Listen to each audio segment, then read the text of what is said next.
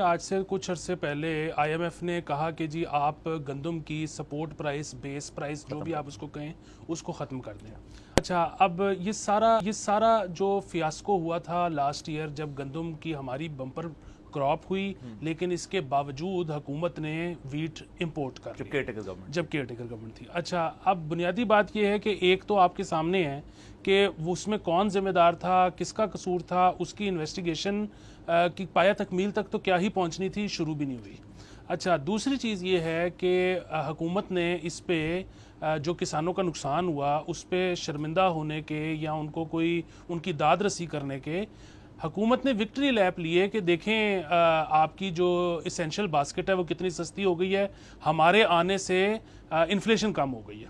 تو یہ ایک دوسرا مسئلہ ہوا. اچھا، تیسری چیز یہ کہ جب آئی ایم ایف نے یہ کہا کہ آپ یہ کرنا بند کر دیں، تو بجائے یہ کہ حکومت جو ہے ان کے ساتھ جا کر نیگوشیٹ کرتی اس چیز کو کہ اچھا چلے کرنا بھی ہے تو ہم ایبڈرپٹلی نہیں ختم کر سکتے، ہم آہستہ آہستہ فیز آؤٹ کریں گے. حکومت نے ایسا نہیں کیا، یہاں تک کہ حکومتی حلقوں میں اس طرح کی باتیں شروع ہو گئیں کہ یہ بالکل ٹھیک ہے، اگر پوری دنیا میں سستی ہے گندم تو ہمیں کیا مجبوری ہے، ہم اپنے کسان سے خریدیں، ہم وہاں سے منگوا لیں گے.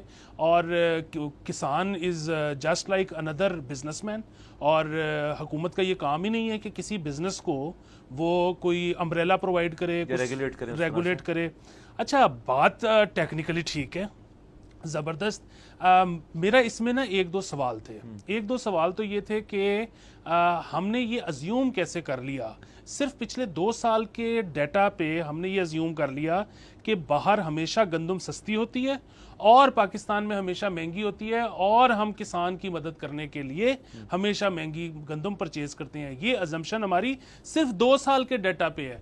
تو آپ کے خیال میں کبھی ایسا نہیں ہوا ہوگا کہ پاکستان میں گندم آپ کو سستی مل گئی ہوگی اور امپورٹ کرنی پڑتی تو آپ کو بہت مہنگی پڑتی؟ یقیناً سر، یقیناً. اچھا، دوسری چیز یہ ہے کہ بالکل ٹھیک ہے، اگر آپ نے اس کو ریگولیٹ نہیں کرنا، آپ اس سے بری الذمہ ہونا چاہتے ہیں، ہو جائیں، لیکن پھر کسان کے اوپر یہ کیا پابندی ہے کہ آپ کو بیس پرائس حکومت تو نہیں دے رہی، لیکن کسان بھی اپنی چیز ایکسپورٹ نہیں کر سکتا آپ کی پرمیشن کے بغیر.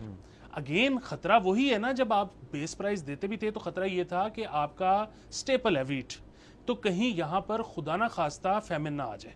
اچھا، اب جب آپ یہ کرنے جا رہے ہو تو اب بھی یہ ہے کہ جی ہم جہاں مرضی سے لے لیں، جہاں سے ہمیں سستی ملے، کسان ہمارے بغیر ایکسپورٹ نہیں کر سکتا. یہ ایک مسئلہ تھا. اچھا، دوسری چیز یہ کہ اب اس کو بھی آپ چھوڑ دیں.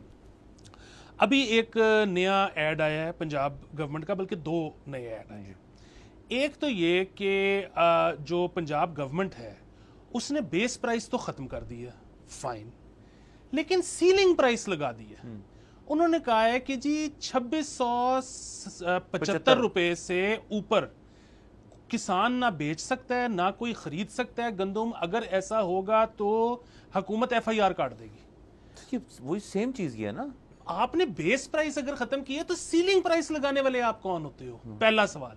دوسرا سوال، حکومت نے اب خود جو وہ کسانوں سے خریدے گی 2675 روپے کی، وہ بیچے گی 2900 روپے کی حکومت آگے. سو حکومت کسان کے اس کے اوپر 300 روپیہ منافع بھی کما رہی ہے. مجھے یہ بتائیں کہ آئی ایم ایف جو ہے وہ اس نے جب کہا تھا ڈی ریگولیٹ، تو اس کا مطلب یہ تھا کہ بیس پرائس نہیں کرنی اور سیلنگ پرائس کرنی ہے؟ یہ سوال ہی نہیں پیدا ہو سکتا. اچھا، دوسری چیز جو یہ بھی ہے نا کہ جی اب آئی ایم ایف نے جو بیس پرائس کا کہہ دیا تھا، سیلنگ کا نہیں کہا تھا، ہم نے جو ہے نا یہ فنکاری کر دی. دیکھیں، ایک تو سب سے پہلی بات یہ کہ جس طرح ہم کہہ رہے ہیں کہ آپ نے جا کے نیگوشیٹ کیوں نہیں کیا. اس سرکار نے 2-3 دفعہ میٹنگز کر کے، بار بار پلاننگ کر کے، اپنے پیپر ورک تیار کر کے ان کو کنونس کر ہی لیا نا کہ ریئل اسٹیٹ پہ ٹیکس کم کر دیں. یعنی کہ اگر سرکار ڈٹرمنڈ ہو، کوئی چیز کرنا چاہتی ہو تو وہ آئی ایم ایف سے منوا لیتی ہے. اس چیز کے اوپر انہوں نے بحث بھی نہیں کی. اور چلے ٹھیک ہے، ان کی بات آپ نے یہ والی مان لی، آپ اس کے بعد مزید استحصال کر رہے ہیں کسان کا. خدا کا واسطہ ہے ایسے مت کریں. ایک تو چیز یہ کہ دیکھیں جس طرح سڑکیں وغیرہ بنتی ہیں نا، حکومت کو بڑا شوق ہوتا ہے سڑکیں، انڈر پاس، پل بنانے کا. اور وہ صرف اس لیے شوق نہیں ہوتا کہ جی وہ ڈیولپمنٹ نظر آئے گی، کوئی اچھا فلو آف ٹریفک ہوگا، پیٹرول کم چلے گا تو ہمارا جو ہے امپورٹ بل کم ہوگا. یہ ساری وجوہات بھی ہوتی ہیں. ایک اور بہت بڑی وجہ ہے، وہ یہ ہے کہ سرکار جو ہے نا وہ چاہتی ہے کہ مزدور تک پیسہ پہنچے. مزدور کے پاس پیسہ جائے گا, مزدور جو ہے وہ ڈبل روٹی خریدنے جائے گا, ڈبل روٹی خریدے گا, کریانے کی دکان کے پاس پیسہ جائے گا, کریانے کی دکان والا جو ہے وہ فریج اور فریزر خریدے گا تاکہ اس کی ڈبل روٹی خراب نہ ہو, وہ فریج اور فریزر خریدے گا تو وہ انڈسٹریلسٹ کے پاس پیسے جائیں گے جس نے جو فریج اور فریزر بناتا ہے, پہیہ چلے گا, ایک پہیہ چلے گا اور منی جو ہے نا وہ سرکولیٹ کرے گی.